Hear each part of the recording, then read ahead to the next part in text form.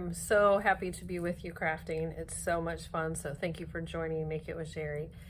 And I have really gotten to enjoy paper quilling. We did a program this summer. We did one this fall. Enjoyed it so much.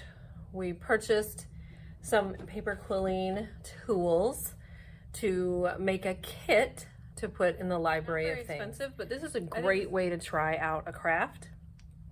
And so this video is going to really showcase the tools we purchased and what can be done with them. We are going to be making a really nice fall three-dimensional paper craft out of paper quilling that I will. So this is the beginning of a quilling project that I wanted to share with you, and everything you see here was made by using our new quilling kit that can be found on our library of things shelf. So I've got the elements that I want. I've not glued anything down, and I'm going to show you how some of these things were made. When working on a quilling project, you need special quilling paper, which it really just amounts to very thin strips of paper. These are sold at any and pretty much every craft store in multiple colors, although I've cut some of my own as well. So it's like 1/4 centimeter, which is how thick or how wide these are. When you purchase them at the store, this is kind of the standard size, but you could make them however wide and long you want. Make it a little easier. So the first one I really want to show you is, it's called the Savvy Slotted Tool. It's made by Quill Creations. There is a little slot at the top so that you can easily just slide a piece of paper in the top there. Fits right in there, and then you just start twisting. This one is really nice. You don't have to twist the whole thing. You can just twist that top, and it works really well. If you don't have this fancy thing, lots of things can work. So I have my little round quill. I can lay it down, open it up, and do some designs with it. But it's really easy to do with this, as the bottom part stays stationary in your hand, and just this top part twists. So here is my quilling board, and I'm going to use that to make some of these really fun, tiny little leaves, little fall leaves that I have blowing around. And so I'm gonna stick with these pieces here because I will pinch it so that it looks more like a teardrop. And I have my just a cute little ruler here because these numbers here tell you how many centimeters you need to use for that space. So this one, this tiny one, says 15 centimeters. So I'm just gonna do that quick measurement. 15 puts me to about there. Got that in that slot, and now I'm just gonna roll it. I'm gonna try to make sure it just lines up on top of each other so I don't have kind of a wonky deal. Keep that the same width. And once I get to the end of it, I'm just gonna slide it off, and I'm gonna put it into this little 15 teardrop. Put it in there, and it's gonna open itself up. But it will only open to the dimension that I want it to be. And here is a good time to use your tweezers, because it's about flush with the top of the board here, so it's kind of hard to pick up. But if you use your tweezers, you get in there, pick it up, and now I want to glue that little bit down so that I can manipulate it. I'm going to do some pinching to give it that teardrop look. Just lay this down and just hold it for a couple seconds. Elmer's glue works pretty quickly. Craft glue, all of that works pretty quickly. So now I have this really nice, even coil. And I always kind of try to pinch near where my seam is. And I can kind of guide what I want to happen in this centerpiece as I'm pinching. And I don't want that all to move to one end. I hope you can see that center. I really like how that folded itself out. This is the Super Looper comb. And this does some really amazing things. There's a great video. If you look up Super Looper Quilling Comb, they have done some really good instructive, great videos to show you how to use this. But let me show you what I made with it. I used that to make my little guy here, and this portion and this portion was made from the comb. I like doing this. I was just making stuff, not really sure what it would end up being, just started gluing it down. And so I've got this kind of funny looking guy, but if you turn it around, he's still a funny looking guy. And so I think this could be something that, you know, even young people, like, the tools might make you think more, you know, like maybe this is more an adult or teen project, but you know, kids are so creative as well. So I think kids could make some really great designs and have fun with this too.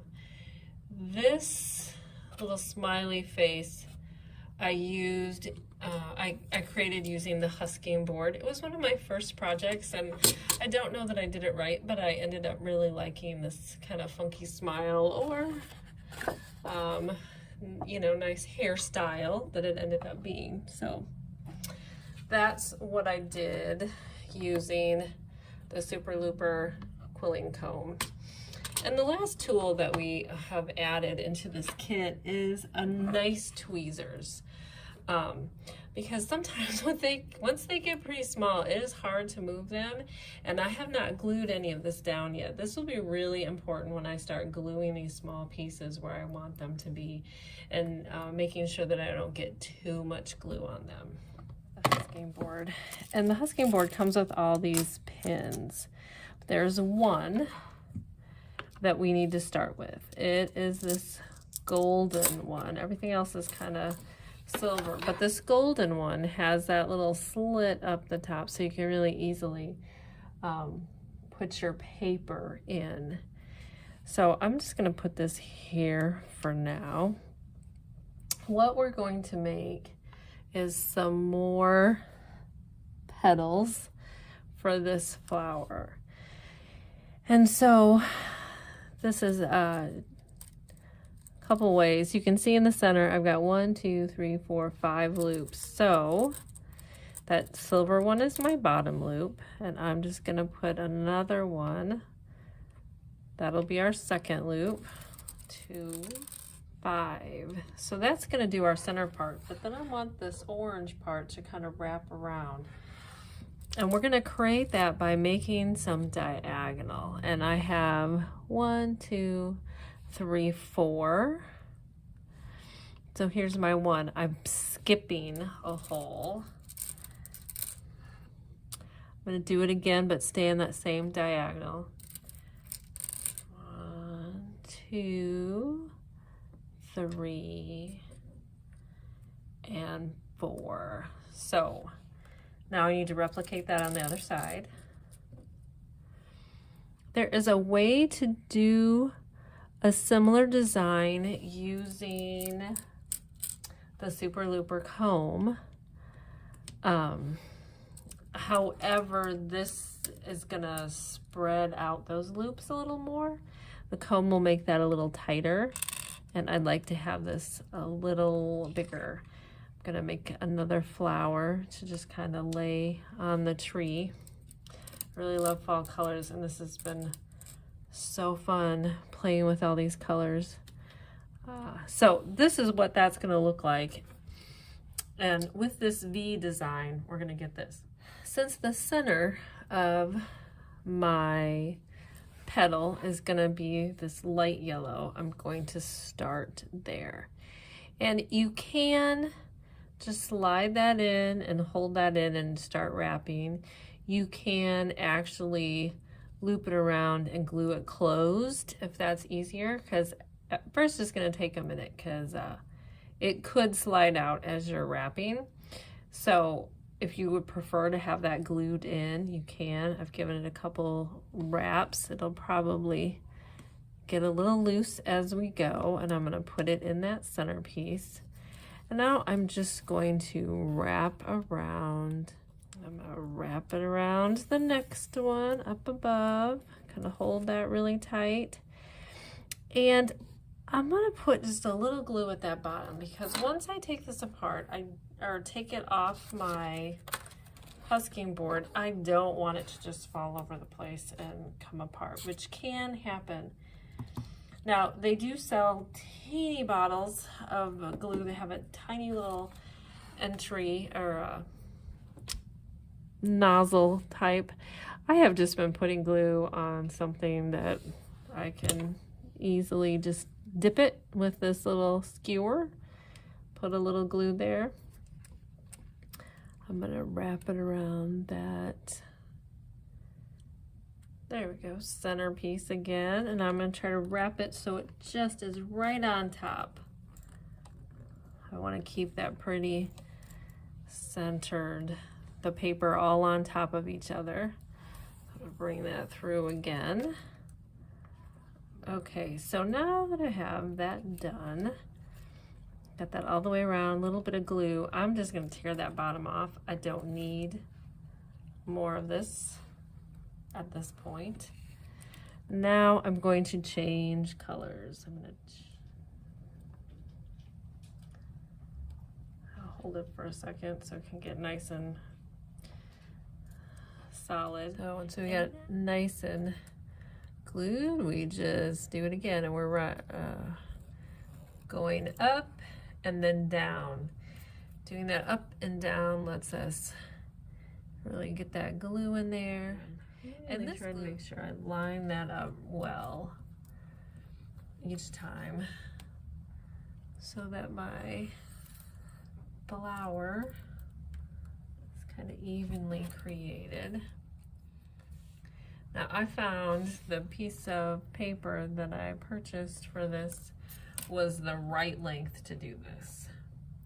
Matter of fact, I tried to make it a little bigger and I felt like I just didn't have enough paper. If you wanted to make something bigger, you can glue paper to paper so you have a longer strip to work with. I just was happy with working with something a little smaller. And you can see I have a little bit of a tail here, and I'm going to keep that. Oops, I'm going to use this to just pull it up and out. There we go.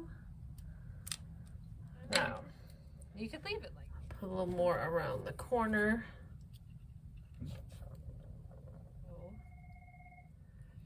And there is another petal for the flower I'm going to put into this design. I'm going to start gluing some things down. There's a way to do that. So I have this laminated leaf that I used for something else, and so now it's just a piece of scrap, but it needs to be something somewhat plastic so that the glue doesn't soak in. So I put a dab of glue, and then I took another laminated, I used my ruler, and I just spread it across. So I just have a nice thin film of glue. I want to be really careful how I do this because I don't want to put too much glue on anything. And these are really simple to make. Once you do your circle there, you just pinch on both ends. And I'm just going to put it on my glue. I've got it all the way through. And I'm just going to lay it down. And I will be building around this anchored piece. I'm going to use this each and every time. Make sure you can see that. So dump it in the glue. You go somewhere else. Make sure it's glued on the bottom and just anchor it where I want it to be. So here is my finished fall tree that I will put in a shadow box. Thanks for crafting with me, and I hope you get an opportunity to give this a try. Thanks.